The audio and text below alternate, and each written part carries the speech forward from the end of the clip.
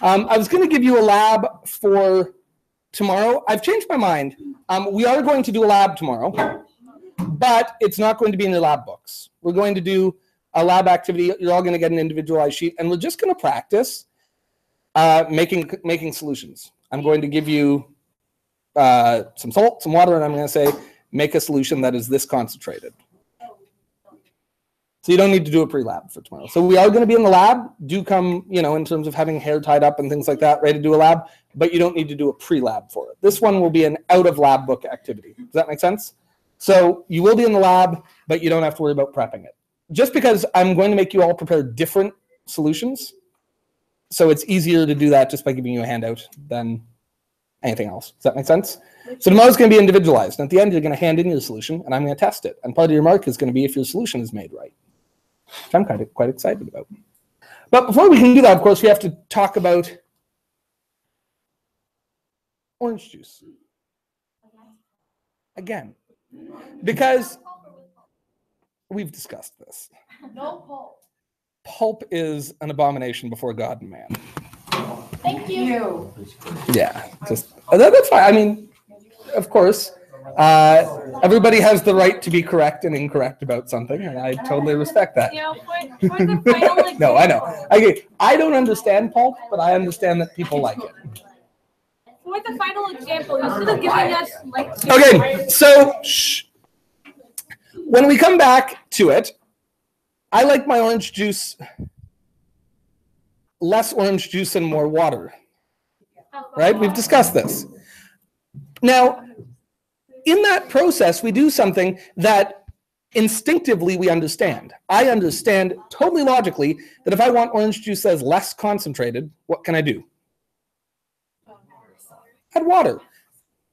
And it's one of these lessons that you almost hate to teach. But it's like a lot of like the proportional reasoning stuff we do in grade 9 math, where before you teach the unit, kids can answer just about any question, but they can't do it like in a nice formal way. Then you teach the unit and they understand like the formal way they're supposed to write their work, only they screw up most of the questions at first. Does that make sense? It's one of these things where we instinctively understand it. In other words, if I had 100 milliliters of orange juice and I want it to be half as strong, what would I do? Right? Simple as that. We instinctively get it, right? If I want it to be a quarter as strong, what would I add? Add what? 50 milliliters of water. No, that. No, that'd be 25. Yeah. Add 150 milliliters of water. Would be the right answer if I had 50 to begin with, right? Yes, would be the right answer if I had 50 to begin with, but if I have 100, I'm going to need to add 300. Good. So, and we'll talk about why this works the way it does, but I want to start with an example. Let's say that I have 1 liter of HCl. So, of course, my HCl is aqueous. It's an HCl solution. So I have water in my beaker. And in that beaker, there's 2 kinds of ions. What ions do we have? The water, but ions. Ions. Hydrogen and chlorine. Okay. There they are. I'm using Christmas colors because it's December.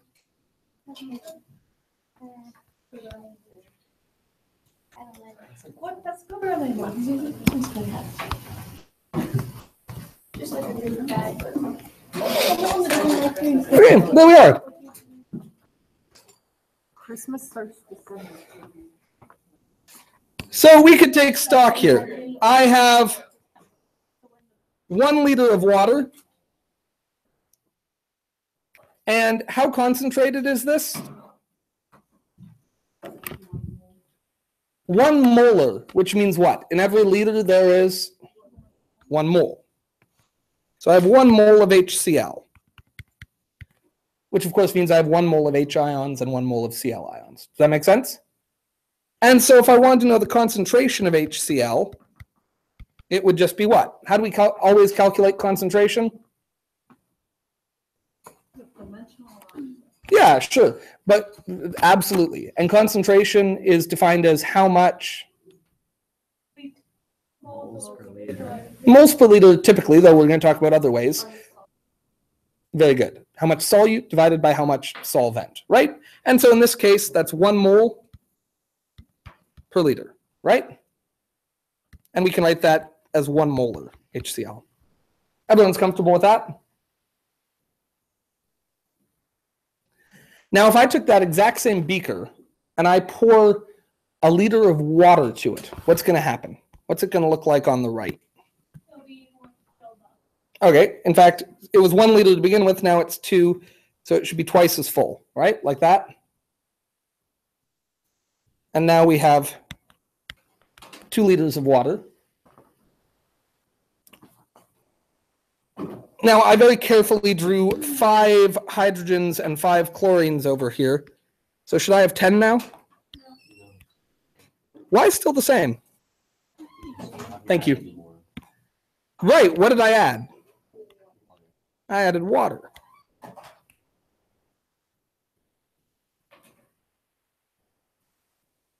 that 5 of each? Not that it really matters, but.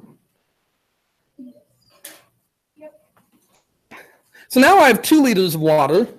How many moles of HCl do I have still? Yeah, I haven't changed it. And so what's my concentration of HCl now?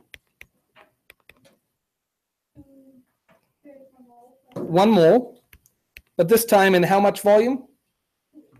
2 liters, giving me a concentration of what? Very good. Half is good. I'm going to say 0.5. But there we are.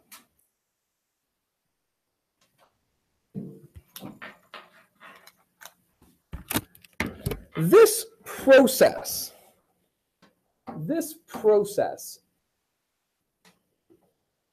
is called dilution. Dilution. All right? In fact, I believe that is the title of the lesson, dilutions. So specifically, we've learned what concentration is and how it's calculated. Today we're going to learn about changing concentration. If we add water to a solution, the amount of stuff in that water, which we call what again? What is it? The solute. So the amount of stuff, the solute in that solution doesn't change, but the volume does. Well, since concentration is dividing the number of moles of solute by the volume, the concentration gets lower as we make the volume bigger. Does that make sense?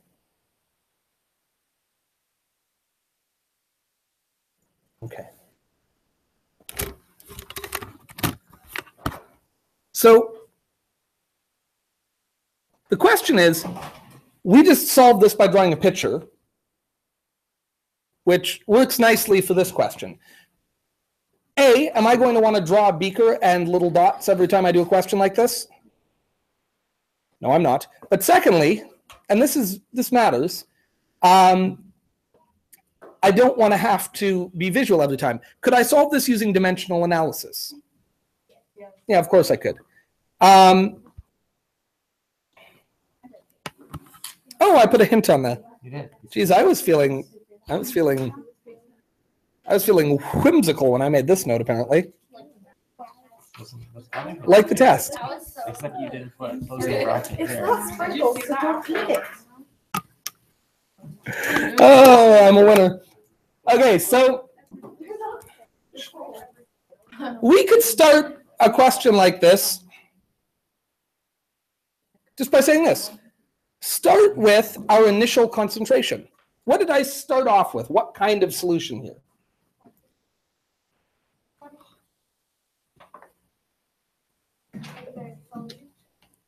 Sorry? Yeah, I would just say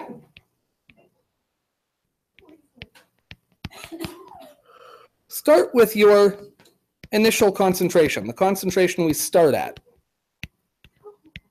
And what is that? In this example, how concentrated was the solution when we began? 1.0 molar, which means 1.0 moles, right? What compound is this again? HCl. So we start off with 1.0 moles of HCl in every 1 liter, and I'm going to call this initial solution. You could call it 1 liter of starting solution. You could call it 1 liter of beginning, 1 liter of first solution. You could call it 1 liter of concentrated solution. Does that make sense? The word you use doesn't matter. Does initial make sense to people? Initial means in the beginning. And then we just need to get rid of, I don't want to talk about liters of my initial solution, right? I want to talk about liters of my final solution or new solution, right? Good. So I want to cancel liters of my initial solution and instead have liters of my new solution. Does that make sense? I don't want to talk about the solution I started with. I want to talk about the solution I made in the end. That make sense? And now it's as easy as saying this here was the concentration, right?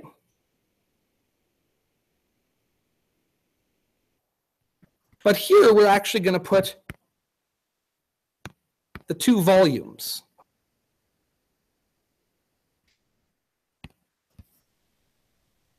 In other words, how many liters of my initial solution did I have? Yeah, my initial solution was a 1 liter. What about my new solution?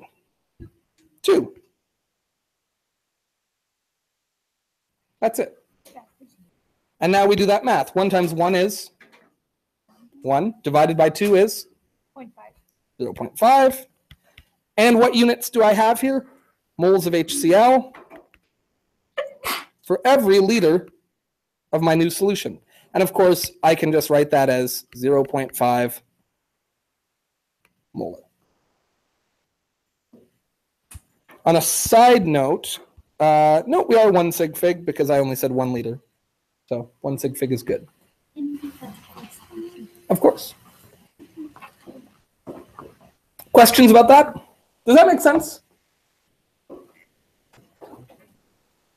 Now, normally in this course, I teach dimensional analysis, and I leave it at that.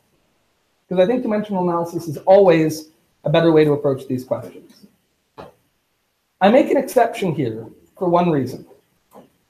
When I got to university and took chemistry, we used dimensional analysis to solve everything, except dilutions. Dilutions, for whatever reason, you'll still see a lot of people use the formula. You'll still see a lot of people use the formula. Now, can I ask something? Is anyone curious to watch me develop the formula, see why it works? Yes. Sure. Okay. Is it a big formula? It's not. It's not a big formula, but I want to explain why it works. And maybe we'll do this. Let's not do this in the space I've left for to work this out with the formula, but maybe if you want to use a piece of line paper, if this doesn't interest you, you don't have to write this down. You will never have to recreate this. But I think it's interesting to know like where formulas come from. Because sometimes we give you this black box and we say like, hey, here's a formula, use it. Let's take a minute here and say, hey, this is how scientists actually develop formulas. You ever wonder that? I mean, you get told these things, right? Like, hey, the area of a circle is pi r squared, but the area of a triangle is 1/2 base times height. How do we figure these things out? And then science, it can be crazy, right? You'll be like, here's Ohm's law, here's Kirchhoff's law, calculate the voltage of the circuit. But they never tell you how somebody actually sat down and figured that out. That makes sense? So I want to take a minute here and teach you the dilution formula. And again, you will never have to recreate this. So if you want to check out for 2 minutes and come back when I write the formula down and put a box around it, you can do that. Nothing wrong with that. Yeah. Probably. Yeah, it's the kind of thing I like to do. Because I don't like black boxes. I don't like mystery boxes. I don't like treating math and science like that box with the question mark on it in Mario Kart. And just like you hit it and something happens. Like I want to explain how it works. Here's the basic idea. Take a look here. When we make a dilution, we have two solutions, right? We have the initial solution, and maybe we'll call it the old solution, and we have the new solution. Does that make sense? Okay. For both of these, quiet. And I'm going to use C for concentration here. For both of these, we could calculate the concentration, right? Because concentration is always how much solute divided by how much solvent, right? Does that make sense? So how much solute divided by how much solvent. Now, typically, how do we measure how much solute we have? Moles, right? I mean, we could do it in grams, we could do it whatever, but usually we do it in moles. Does anyone remember the symbol we use for number of moles? Yeah, that's very good. Little n. And I'm going to call this the old concentration. I'm going to call this the new concentration. Yeah, and then how do we measure how much solvent we have? Do we do the mass of water usually? But do we actually use the mass of water when we do these calculations? No, we measure the volume of water. Yeah, so we're going to use a big V. And again, this is the old volume, and this is the new volume. Now you will note what does not change between these two things. Yeah. N is constant. All right? We only add water.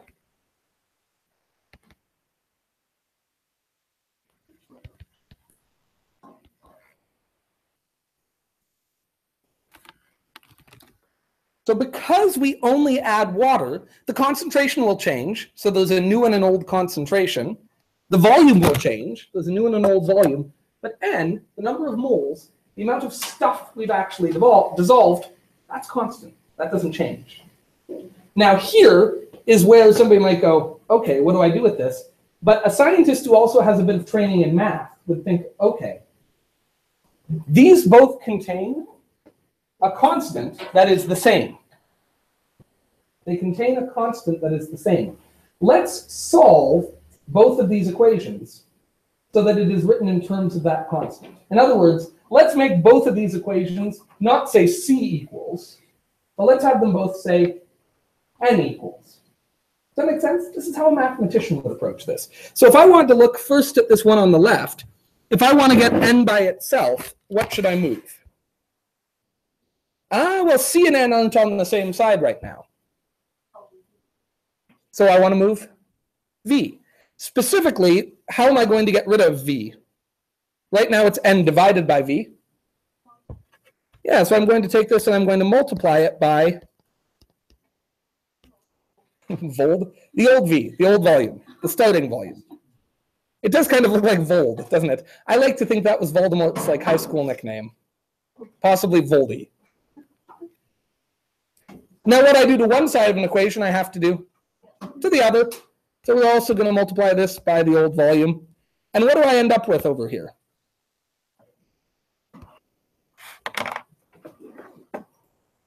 What do I get? N is equal to the old concentration times the old volume. Not ye old, but the old. Okay. And I hope it's not anything too crazy, but what would we get over here?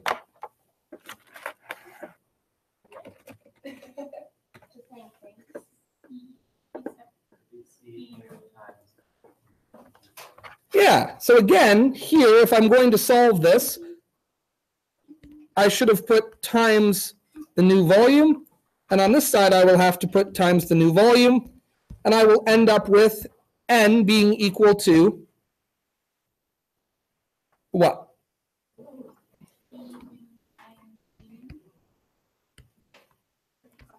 Very good. Does that make sense? Now this leads us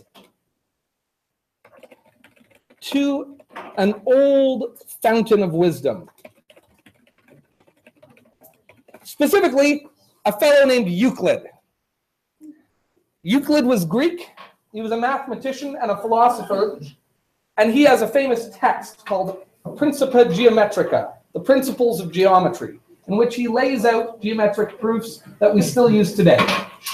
So when you learned, like way back in grade 9 math, all about like parallel lines, looking for like your Z patterns and your F patterns and all that, all of those come from Euclid's Principia Geometrica. All right, so he wrote basically one of the earliest textbooks we have about math, wherein he laid out some of the rules of geometry. Also, if you've ever had to do proofs where you go like left side equals right side, therefore QED quod erat demonstrandum, that which was to be shown has been demonstrated, that's all Euclid. That is all the formalism put in place by Euclid. So Euclid's first axiom. Does anyone know what an axiom is?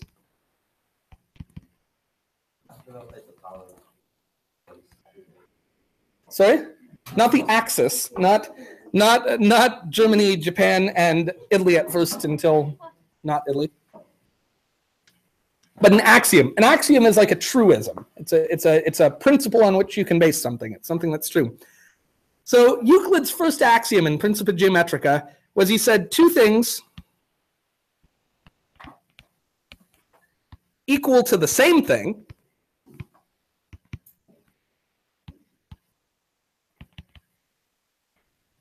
are equal to one another.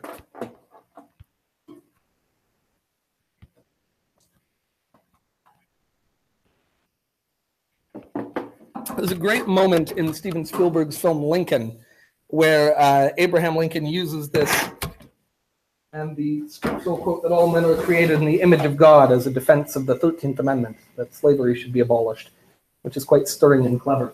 But in mathematical terms, Euclid tells us that if two things are equal to the same thing, they must be equal to one another. Well, the old concentration times the old volume is equal to n, the number of moles. And the new concentration times the new volume is equal to n, the number of moles. Those two things are equal to the same thing. Therefore, they must be equal to one another. So who then can tell me what the dilution formula is?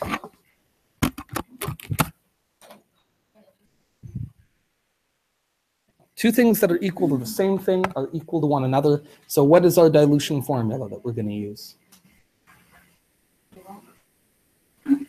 So walk me through it. So we said the old concentration times the old volume equals n, and the new concentration times the new volume equals n. Those things, C old times V old is equal to n, and C new times V new is equal to n. They're both equal to n, so they must be equal to each other. So what's our formula? C old times V old equals C new times V new. Very good. The old concentration times the old volume must be equal to the new concentration times the new volume. And that is our dilution formula. By the way, we don't all usually write old and 1. What we usually just write is C1 V1.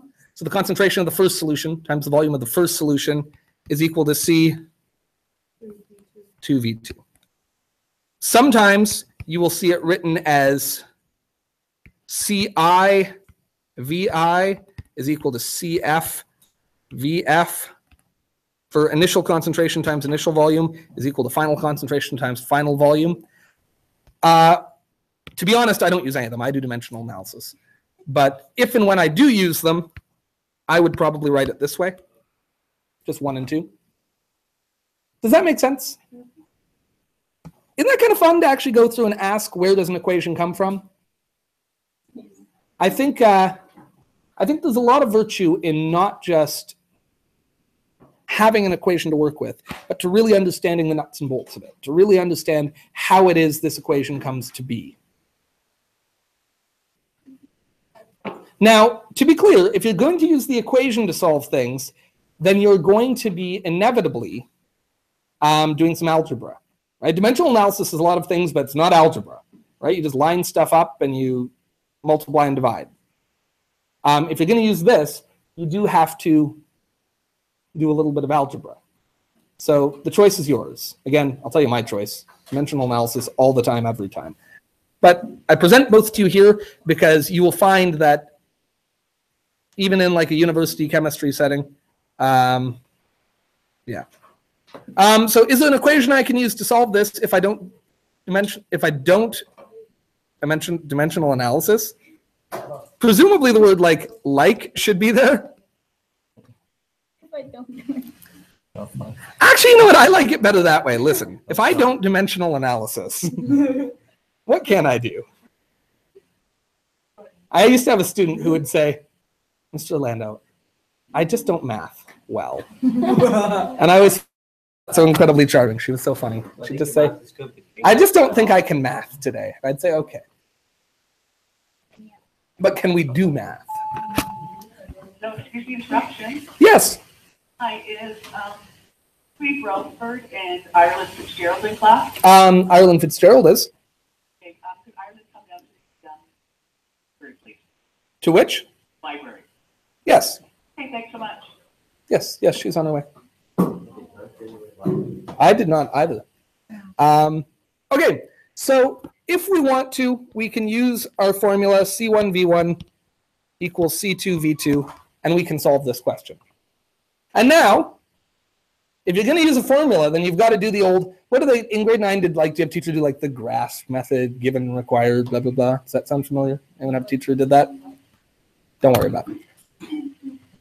I've never cared for it. I don't like acronyms. Not a fan. But let's take a moment and talk from this question. If we start with a 1 molar solution and 1 liter of it, what's my starting concentration? 1.0 moles per liter. And what's the volume I start with? 1 liter. Good. Now I'm adding a liter, so what's my final volume? I start with a liter, I'm adding a liter. And my final volume is 2 liters. And my final concentration, well, that's what we don't know. I mean, we do know because we've already solved this question twice. But assuming we don't know, there it is. And now just go ahead and plug these numbers into this equation. Instead of C1, I will put the number we know. Instead of V1, I will put a number. Instead of C2, a number. And instead of V2, a number. I adjusted my, before you think that I'm going to complain, far from it, I adjusted my screen, and while it's still not as lovely as mine, I think we're getting better. I think the color rendition is improving. Right? We're getting there, right? Slowly but surely. So again, what is the concentration I started with? 1.0 moles per liter. What was my initial volume? 1 liter. What's my second concentration? Don't know it. And what is my final volume? 2 liters.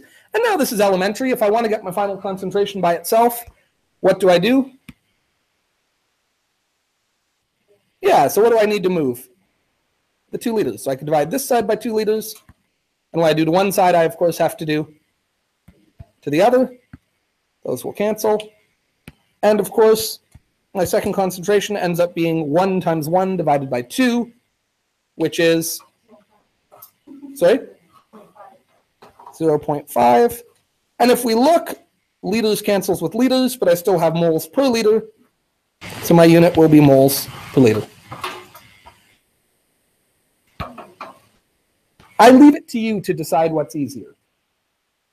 My instinct is that at first, using C1V1 equals C2V2 is easier, but that in the long run, you do yourself more favors by doing it by dimensional analysis, because you'll have a richer and deeper understanding of what you're doing. And you're working on a skill that is kind of transportable and reproducible, but I'm not prescriptive. You can use either. And in fact, for the duration of this lesson, I'm going to solve every question both ways. I'm going to do all the questions twice. That make sense? Okay. So let's take a look. Here we go. How many liters of 0.05 molar sodium hydroxide solution can be produced using 1 liter of 3.345 molar sodium hydroxide solution? Holy crap, what's going on here? Here, yeah? Now, we're going to do it 2 ways, dimensional analysis or using our formula. Which one do you want to do first? It doesn't matter. You want to do dimensional analysis first? All right. So again, I think you'll see when we solve this one why you may want to use the formula at first. And there's nothing wrong with that. This does get a little tricky. All right? Full disclosure. A little tricky.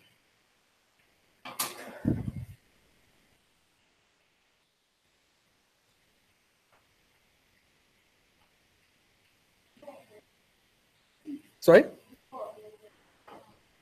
Like up to here? Okay.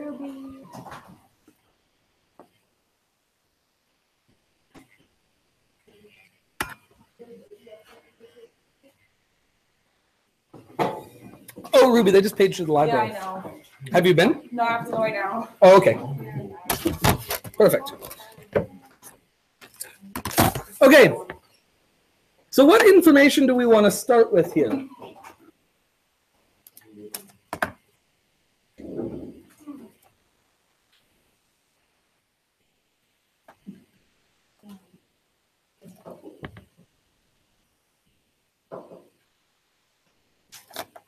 I'm going to tell you the nice thing is it actually doesn't matter which one you start with.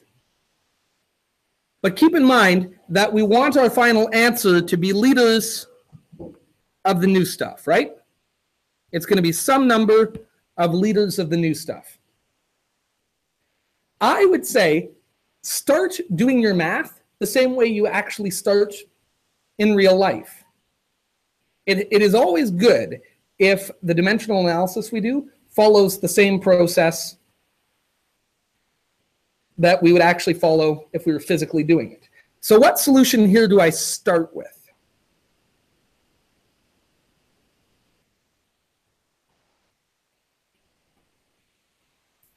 Yeah, we start with this NaOH solution, right? Cool. How much of it do we start with? I start with 1 liter of my old solution. Does that make sense? Okay. Now, what do I know about my old solution?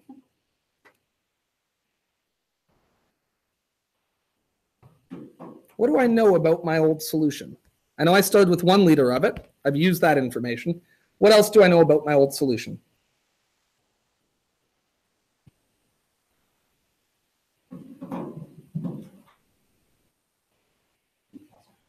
Yeah, good. Specifically, I know what? Good. So I know those 0.345 moles of, what are we talking about here? Sodium hydroxide in every liter of my old solution. Does that make sense?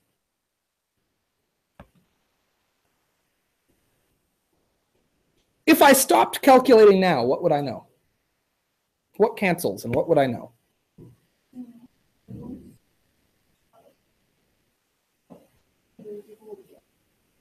Yeah. So I would know how many moles of sodium hydroxide I had. Does that make sense? Now, the thing is, do I care about how many moles of sodium hydroxide I have? Is that the question? The question is, how many liters, right? So I want to definitely cancel moles of sodium hydroxide, right? The moles of NaOH are going to cancel. And What do I want to know? I want to know how many liters of my new solution I'll get, right? Well, do I have something that tells me how many moles of sodium hydroxide are in my new solution? Yeah, I have this concentration. So I know that every 1 liter of my new solution contains 0.05 moles of sodium hydroxide. And now, what cancels? Yeah, the moles of sodium hydroxide cancel, and I am left with what? Liters of my new solution. Cool. And somebody go ahead and do that math for me. Also, can we pretend, even though I said 1 liter here, could we pretend that oh, that's fine, we have 1 sig fig. That's fine, we have 1 sig fig, such is life. Well, because this only has 1 significant digit, the other zeros are just placeholders. So that's 1 sig fig, and 1 liter is only 1 sig fig. No, it's an accounting number. Like to measure out a liter, I would have to physically get some kind of device and measure out a liter, right?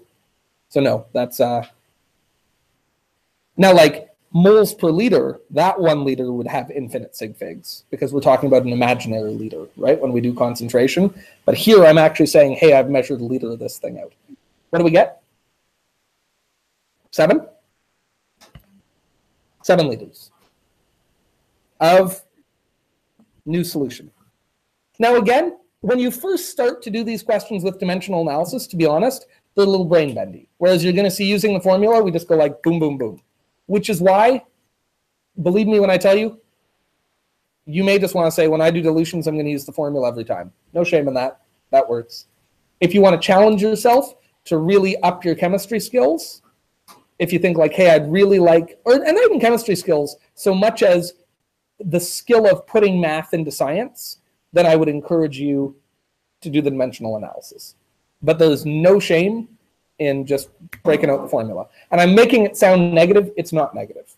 Use the formula is good, I suggest it. I'm just going to keep showing you dimensional analysis because especially if you see yourself going into higher order chemistry or physics, then working on that stuff is valuable. Does that make sense? Okay, I'll shut up. I want you to try it using the formula. All right, take a minute. You try, set up the formula, solve for what you want to know. On same question we just did, you should get the same answer. C1v1 equals C2v2. Okay, you got the same answer. Beautiful.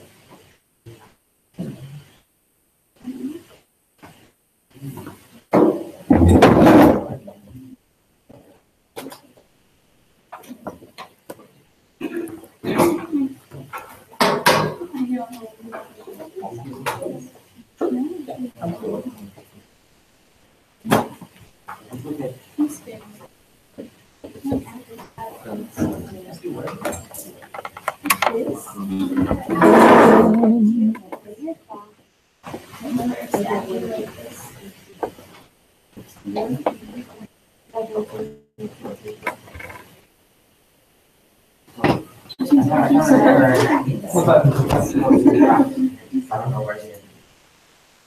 Right here. I don't know. It just keeps going. Yeah, but there's no closing bracket. So like this entire he keeps going to the next one. It's our next worksheet. Oh wait, no, look, there's more brackets. Our next worksheet, we're gonna have the closing bracket up. That's all. Maybe the header of the next unit I will start with a look bracket. Yes, that's perfect. I am really proud of my work problem on this page, and she's not even. Oh yeah, yeah. It's not fun calling somebody out by name. Yeah.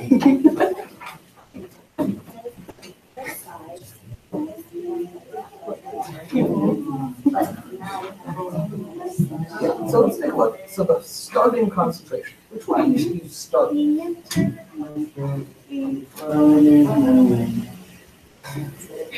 Oh, but just look at the question. Don't worry about that. right here. Oh, my dad's saying that yesterday. Go on. He's like, wrote How many of these can you make 42. using it? My dad So said 42. you So start I was with like, a concentration of, um, yeah, this is and what's the volume of this stuff? How much of this stuff? Good. And our final concentration is 0.05. And we're trying to find, very good. Is low and good question too. when I was your age, I think I could play every song on Dylan's 6 records.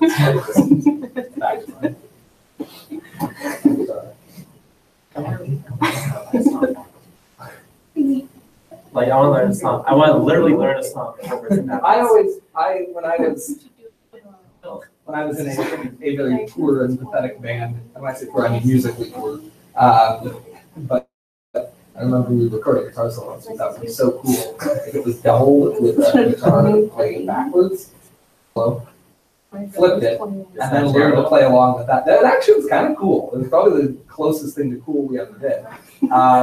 So I flipped it, learned how to play along with the flipped version, and then recorded myself playing along with the flipped version and flipped that. So then you had the original solo and then guitar playing along with it, but and it was kind of fun. What would have been better would have been to revert the harmony for the solo. Yeah. And then play that backwards, so that like the lead line was like forward, And then like the the harmony was that like is weird to me. yeah.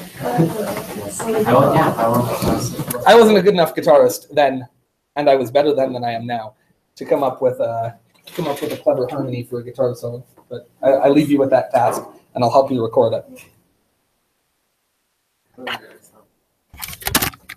All right. So how would we set this one up? What is the formula we will use?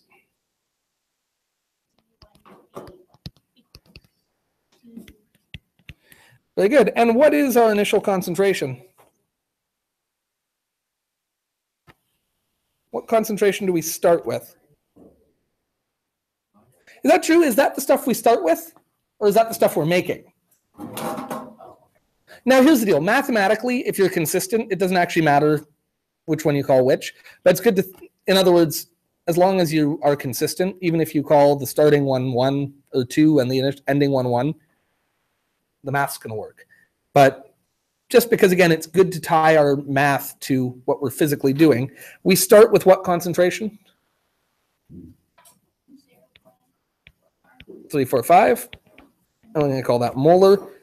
And our volume that we start with is 1 liter. What concentration am I making? 0.05. Great. And we don't know how much of that we're going to get. That's the whole point, right? So how would I set this up then? What do I do? 0.345 moles per liter times 1 liter.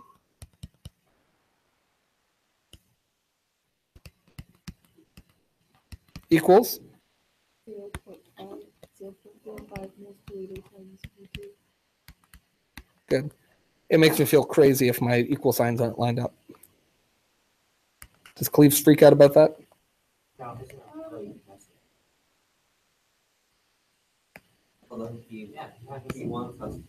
Yeah, well, And then he has I didn't ask does he do it. Teaching is a game of do what I say, not what I do. Okay, how would you solve this?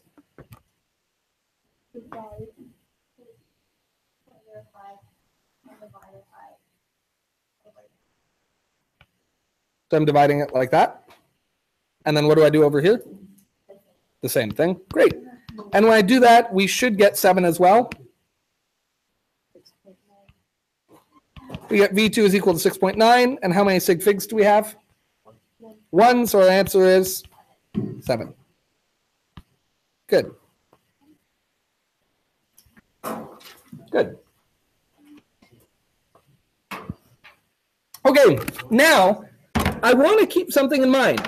With this solution we just made, if I want to take my 0.345 molar solution and turn it into a 0.05 molar solution, I have to take the volume from being 1 liter and make the volume 7 liters. Does that make sense? Cool. How much water do I add to make that happen? 6 liters. 6 liters. Does that make sense? I'm not adding 7 liters. I'm bringing the volume up to 7 liters. Is that logical? Right? So when we do this calculation, the calculation never tells you how much water to add. It tells you what the final volume will be. If you want to know how much volume to add, you have to do the subtraction to figure that out. Does that make sense? Okay. With that in mind, I want to give you a word problem. And I want you to work on this. And it should take us through the end of the period. And it's a wordy one. There's lots of extra information in here. There we go. So, Mr. Orlando, me, being very sporty, normally drinks Gatorade to replenish his electrolytes after verbal battles with Alondra, which is an extremely physically exhausting process. That's true, by the way, though less funny without her sitting here. But whatever, it's true. So Gatorade has a sugar concentration, and yes, I looked this up, of 8.17 times 10 to the negative 2 molar. Oh. Yes. I don't know. Anyway, you can look it up. But so there are 8.17 times 10 to the negative 2 moles of sugar in every liter of Gatorade, which may not sound like much because that's like decimal 0.817, right? But let's not forget that a mole of sugar weighs like it's C6H12O6. But in fact, like they use glucose, which is 2 of the, they use like sucrose, which is 2 of those. So it's C12H24O12. So it's heavy stuff. So you're talking about a lot of sugar in there. But anyway, unfortunately, Mr. Orlando has encountered Alondra unexpectedly, and after a mighty battle of wits, discovers that Gatorade is not available. Depleted of precious electrolytes and panicking, Mr. Orlando discovers that there is some Powerade in the room. Powerade, however, has a higher sugar concentration, this is true, of 1.56 times 10 to the negative 1 moles. Almost twice as sugary. Not wanting more sugar than absolutely necessary, how much Powerade and how much water should be combined to make 500 milliliters of drinkable Gatorade strength drink? That's your challenge. All right? You can solve it however you want. And to be clear, once you've figured out like whatever, C1, V1, C2, V2, I want to know specifically how much water, how much Powerade. Does that make sense? All right, see if you can figure it out.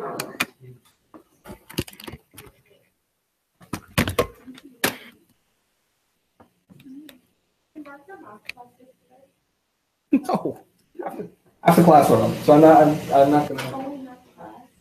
Yeah. So I'm not. It's not fair to anyone if I mark half of them and then come back later and mark the other half of them, because one of two things will happen. More likely, what will happen is when I mark the first half, I'll be like Mr. Tough Guy and be really, really critical. And then by the second half, I'll be like, oh, lots of people made that mistake. That's worth 0.5. And then everyone I mark in the first case will have depressed grades relative to those I mark later. That's not fair to them. Though it's possible that I could be in a good mood when I mark the first half and then like a miserable mood. Anyway, long story short, it's never fair to mark things in batches because the marking is never consistent. So I always try to have a complete set of everything. Now, Eastdale has broken me. I want you to know that. You guys have won. I used to always wait till I had full class sets of anything to even mark one of them. I no longer do that because I would never mark a thing. Zach Brown. Zach Brown. Oh, I'm sorry. I had this cough and I can't seem to. Zach Brown. Just get it out. But anyway, so Zach Brown has broken me, and I now do mark things when I have incomplete sets, but I still try to have most of them because otherwise I broke Mr. yeah. And they'll read it and go, you and everybody else, buddy. Good job.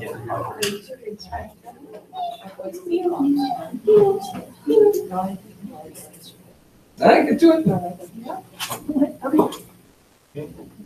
You can do it. I face it. I don't have it. Did you guys get that today?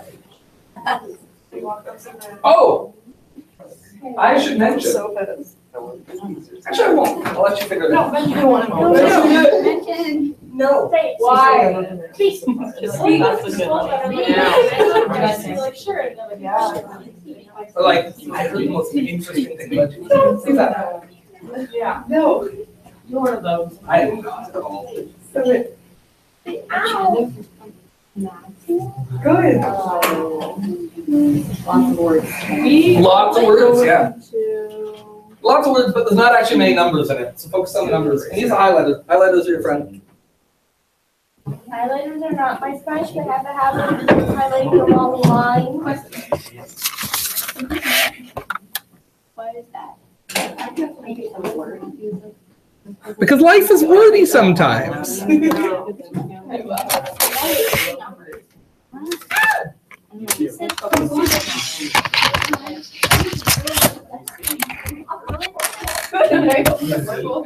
So, and this is true, often with science and math, the actual math is trivial. It's figuring out what you're supposed to do that's challenging, right?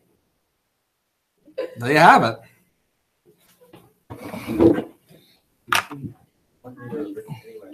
That's perfect. I got it.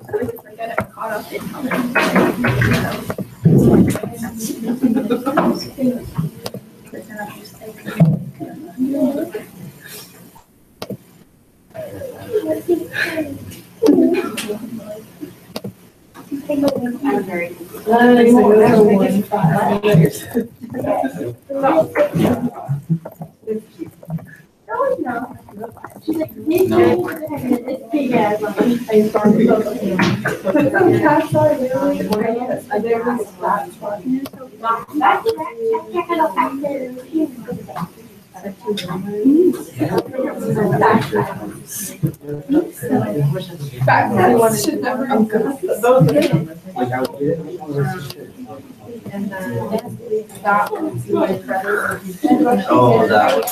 But like. Oh, I thought you were that word.